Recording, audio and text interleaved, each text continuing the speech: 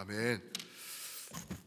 오늘 말씀을 가지고 13절에서 말씀하시는 것을 그대로 따왔습니다. 마음의 허리를 동이고 라는 제목으로 우리 성도님들과 은혜 나누기 원합니다. 마음의 허리를 동이고. 이 13절 말씀을 보시면은 예수 그리스도께서 나타나실 때에 가져다 주실 은혜를 온전히 바라라. 예수 그리스도께서 나타나실 때에 가져다 주실 은혜를 온전히 바라라. 그죠? 대림절에 적합한 말씀이죠. 예수 그리스도께서 이제 다시 나타나실 텐데 그때에 우리에게 가져다 주실 은혜. 제가 이전에 그런 말씀을 한번 드린 적이 있죠. 은혜라는 단어는 우리가 함부로 쓰는 단어가 아니다라고 말씀드렸어요. 은혜는 우리의 구원과 연관된 아주 엄청난 많은 것을 포괄하고 있는 그러한 단어라고 말씀드렸죠. 그냥 꽃이 은혜롭습니다. 오늘은 날씨가 은혜롭습니다. 뭐 무슨 뜻인지는 알겠죠. 그렇지만 조심해서 사용해야 되는 예수님의 십자가의 그 은혜, 십자가의 역사를 우리가 은혜로 부른다고 한다면은 그렇게 우리가 한 번 더 생각해보고 사용해야 될 단어가 아닌가 그런 말씀을 드린 기억이 납니다. 그래서 오늘 13절에 예수 그리스도께서 나타나실 때에 가져다 주실 은혜를 온전히 바라라. 이거를 한 단어로 이렇게 줄여서 본다면은 구원입니다. 구원.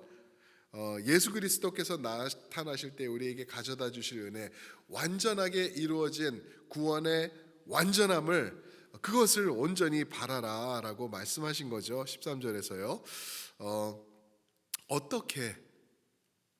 어떻게 우리가 이 구원을 온전히 바랄 수 있을까?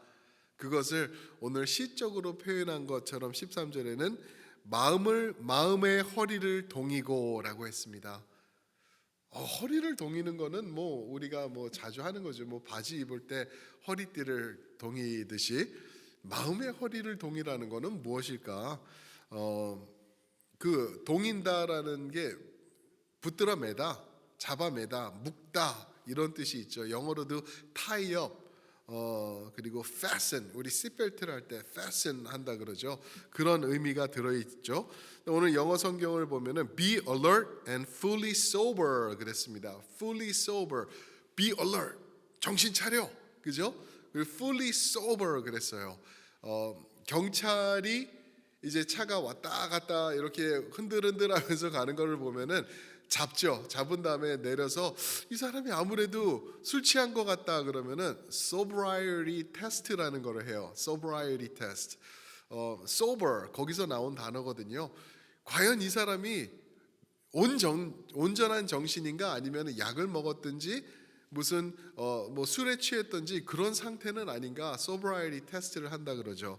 그러니까 무슨 말이냐? Be alert and sober이라는 말은 우리 허리를 동이다라는 말은 정신 차리고 이상한 것에 세상의 것에 우리가 동요되지 말라라는 그러한 의미인 것을 우리가 알 수 있죠. 술 취하지 말고 오히려 성령의 충만함을 받으라는 말씀처럼 우리는 세상을 따라가는 게 아니라 성령의 인도하심, 우리 마음을 주관하시는 성령님을 따라가시는 것을 따라 사는 것을 우리가 말하죠. 원수 마귀는요, 이제껏 써오던 영적 전쟁의 택틱, 그 방법을 바꿨어요. 저희가 다 아시죠. 이전에는 박해와 고난으로 이렇게 저희를 억압했죠. 박해와 고난이 있었죠. 물론 지금도 각 나라, 각 지역, 또 뭐 북한 이런 데서는 또 지하교회 있는 그런 데서는 아직도 박해와 고난이 많이 있죠. 그런데 특별히 이제 물질적으로 이제 풍요로워진 곳에서는 박해와 고난으로 교회를 억압하지 않는 것 같아요. 거의 많은 경우에 풍요로움이라는 그 방법으로 대치시키고 있죠. 우리가 그걸 알죠. 교회가 박해와 고난이 있을 때는 엄청나게 성장을 했죠. 말할 수 없이 성장을 했어요. 그게 사도행전의 내용이죠. 그런데 교회가 이제 어느 순간 자리를 잡게 되고 안정감을 찾게 되고 풍요로워지기 시작할 때 교회는 비로소 하나님을 찾지 않는 자리로 나아가는 것을 나아가기 시작했다는 것을 우리가 볼 수 있습니다. 무너지기 시작한 거죠. 예를 들어서 한국 교회를 보면은 그런 것 같아요. 재밌는 게요. 제가 이번에 한국 나갔을 때 이제 교회 가서 말씀도 듣고 그랬을 때 한국 목사님들은 미국 교회를 걱정하더라고요. 미국 교회를 걱정해요. 뭐 동성애가 어떻게 되고 미국이 이렇게 흘러가고 있고 뭐 그렇다는데 미국에서는 한국에 있는 교회들을 바라보면서 한국 교회가 이제 걱정이 되는 거죠. 근데 뭐 교회는 다 지금 정신 차려야 될 것 같아요. 근데 한국 교회를 보면은 이제는 한국 교회들이 부자 교회들이 됐죠. 많이 이제 풍요로워졌죠.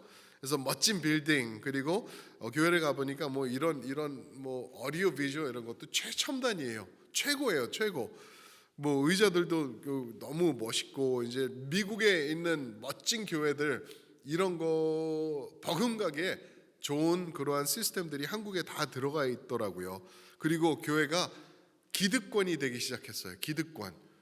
파워가 생기기 시작했죠. 그래서 정부가 교회를 지원하면서 정부가 교회를 보호해주며 이런 식으로 나아갈 때 교회가 파워를 붙잡고 기득권이 될 때 드디어 타락하기 시작했어요. 편안해지니까 타협하기 시작하고 물질로 사역하고 또 물질 없으면은 물질에 대한 욕심으로 마음이 끌려서 하나님을 의지하는 모습은 점점 사그러져가는 그러한 모습으로 나가고 있는 게 이제 교회들이 아닌가 생각을 해봅니다. 마음의 허리를 동이고 오늘 우리가 취해야 할 자세인 것을 오늘 말씀에서 말씀해주고 계시죠. 그러면 마음의 허리를 동이는 것 구체적으로 어떻게 하는 것일까? 오늘 14절에 보면은 이런 말씀이 있죠. 너희가 순종하는 자식처럼 전에 알지 못할 때에 따르던 너희 사욕을 본받지 말고. 사욕, 우리 욕심, 이전에 있던 우리가 따르던 우리를 이끌어가던 그 전에 있던 향락, 사욕, 그 욕심을 본받지 말고 영어로는 evil desire라고 그랬어요. 악한 생각, 악한 우리의 마음 그것을 버리라라고 말씀하고 계십니다. 무슨 말이죠? 이거는 세상의 가치, 세상의 욕심 그리고 세상의 방식 뭐 이런 것을 말할 수 있을 것 같아요. 이 세상의 방식은 어떤 것인지 우리가 잘 알고 있죠, 그죠? 특히 미국에서는 이게 더 드러나고 있는데 그냥 남의 것을 빼앗고 차지하고 남을 짓밟으며 앞서 나가는 것 그게 요즘 세상인 것 같아요. 남이 어떻게 되든 나만 잘 되면 나만 행복해지면 내가 이기는 세상 그런 세상을 우리가 살고 있죠. 그러면서 우리는 그런 세상을 자본주의라고 그러죠. 자본주의. 그러면서 이제 그렇게 하는 게 정당화돼 있고 약한 사람들을 돕기보다는 그들의 것을 좀 더 뺏어서 내가 조금 더 커지는 그러한 모습이 있는 게 자본주의가 아닌가 생각이 됩니다. 그리고 거기서 이제 자본주의에서 비롯된 것이 물질 만능주의, 돈만 있으면 모든 것이 되는 것. 그런 얘기가 있죠. 유전, 무죄, 무전, 유죄. 그렇죠? 돈이 있으면은 죄가 아니야. 근데 돈이 없으면은 잘못한 거야. 다 뒤집었어. 이렇게 되는 이러한 세상을 우리가 살고 있는 것 같습니다. 그래서 마태복음 6장에 보시면은 예수님께서 명확하게 말씀하시죠. 하나님과 돈을 겸하여서 섬길 수 없다라고 말씀하십니다. 하나님과 돈을 겸하여서 섬길 수 없다. 그래서 오늘 말씀도 14절에서 사욕을 버리라고 하시고요. 18절에서는 은이나 금같이 없어질 것이라고 말씀하고 계시는 거예요. 그러니까 이게 너무나 명확해요. 왜 뜬금없이 돈이지? 왜 우상이랑 하나님을 겸하여 섬기지 말라 그러지 않고 왜 마몬과 하나님을 겸하여 섬길 수 없다고 그러셨지? 모든 게 물질이에요. 모든 게 돈과 연결돼 있어요. 파워, 그렇죠? 욕심, 사욕 이런 모든 게 돈에 다 들어가 있기 때문에 그런 거예요. 그래서 돈과 하나님을 겸하여 섬길 수 없다라고 말씀하시는 것이죠. 18절 은이나 금 이런 것들이 아니라 19절 오직 보배로운 피, 누구의 피? 흠 없고 점 없는 어린 양 같은 그리스도의 피, 그것으로 우리가 온전하게 된다라고 말씀하고 계시는 것입니다.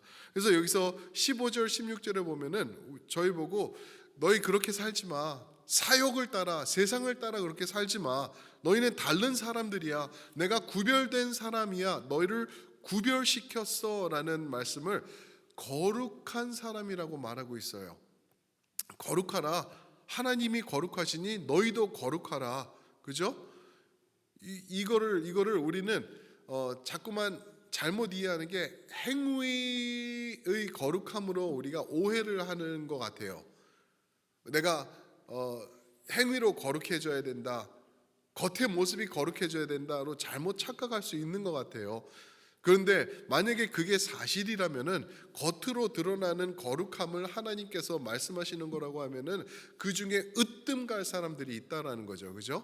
바로 복음서에 나타나는 예수님한테 항상 혼나던 바리새인들이에요.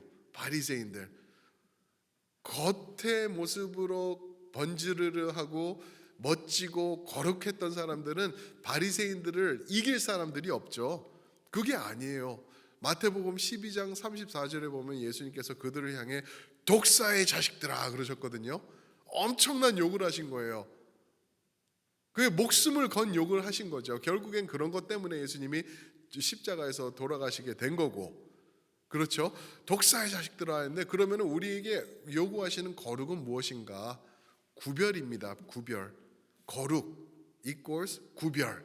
세상으로부터 구별되라라고 말씀하시는 거예요. 세상의 가치관, 세상의 욕심, 세상이 추구하는 자본주의적 정신, 이런 것에서 떠나서 예수님의 추구하시는 그 가치관으로 들어가라라고 말씀하고 있는 것입니다. 그것을 또 17절에서는 어떻게 표현하시냐 하면은요, 제가 한번 17절 읽어드릴게요.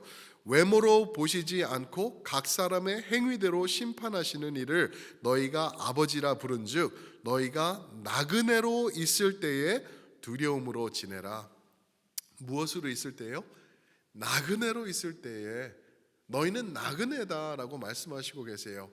나그네로 있을 때, 그게 언제, 이 때는 언제인가?